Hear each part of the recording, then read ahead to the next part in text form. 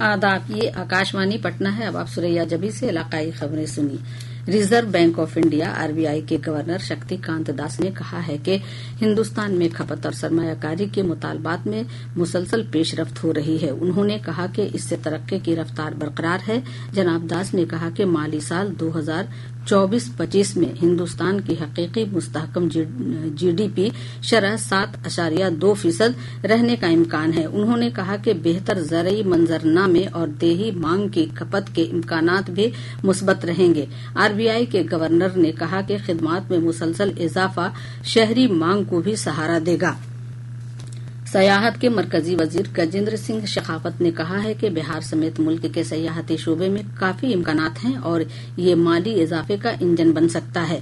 पटना के ज्ञान भवन में 2 रोजा ट्रैवल और टूरिज्म फेयर का वजीर आला नीतीश कुमार के साथ इफ्तिताह करते हुए जनाब शेखावत ने कहा कि सयाहत के शोबे की तरक्की से रोजगार सीधे तौर पर जुड़ा है। मरकजी वजीर ने कहा कि बिहार में तनव्वुह है, उसे देखते हुए ये मुल्क की सयाहत की राजधानी बन सकती है। वजीर सयाहत नीतीश मिश्रा ने इस मौके पर कहा कि रियासती हुकूमत सयाहत को फरोग देने के लिए कई तरह की सहूलत दे रही है। उन्होंने सोशल मीडिया के तवस्सुत से सयाहत के नए मराकज को तरक्की याफ्ता करने के लिए हर हाल में शुरू की गई मेरा परखंड मेरा गौरव का भी जिक्र किया। 2 रोजा इस मेले में 17 रियासतों के अलावा नेपाल और भूटान से 150 से ज्यादा महकमा टूर ऑपरेटर सयाहत ग्रुप हिस्सा ले रहे हैं। ज़राअत के वजीर मंगल पांडे ने कहा है कि मरकज और रियासती हुकूमत ज़राअत और किसानों की तरक्की के लिए हर मुमकिन काम कर रही है। पटना में मुनक़िद एक प्रोग्राम में जनाब पांडे ने 39 किसानों और ग्रुपों के दरमियान ज़रई आलात का तक़सीम किया। उन्होंने कहा कि किसानों की आमदनी में इजाफा हो, इसके लिए उन्हें सभी वसाइल रियायती शरह पर फराहम कराया जा रहा है। जनाब पांडे ने कहा कि माली साल 2024-25 में ज़रई शोबे में 186 करोड़ रुपए का ग्रांट देने का हदफ रखा गया है। रियासत की 4 असेंबली सीटों तरारी, बेलागंज, इमामगंज और रामगढ़ के ज़िमनी इंतखाब के सिलसिले में पर्चे नामजदगी दाखिल करने का काम जारी है। महकमा इलेक्शन से मिली जानकारी के मुताबिक अब तक इन 4 सीटों पर 6 पर्चे नामजदगी दाखिल किए गए।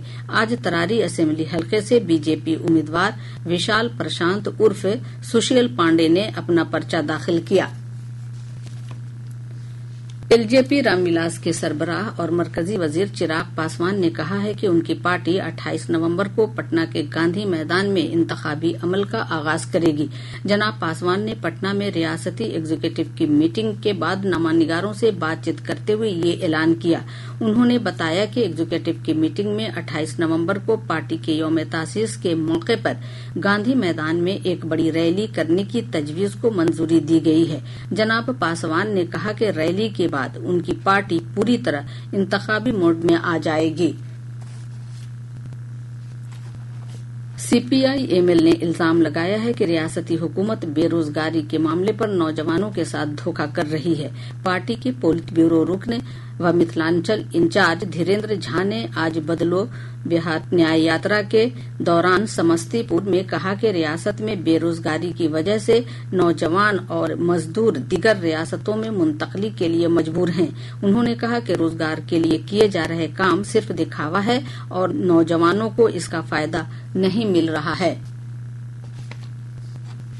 जम्मू कश्मीर के गांदरबल में दहशतगर्दाना हमले में मारे गए बिहार के 3 मजदूरों की लाश आज पटना पहुंची। इंतजामिया ने लाशों को मधेपुरा और वैशाली वाक़े उनके आबाई गांव तक पहुंचा दिया, जहां उनकी तदफीन की जाएगी। दहशतगर्दों ने अंधाधुंध गोलीबारी करके मधेपुरा जिला के हनुमान नगर चकला गांव के मोहम्मद कलीम और रामपुर लाही के मोहम्मद हनीफ, जबकि वैशाली जिला के अकबरपुर गांव के फहीम नसीर को हलाक कर दिया था।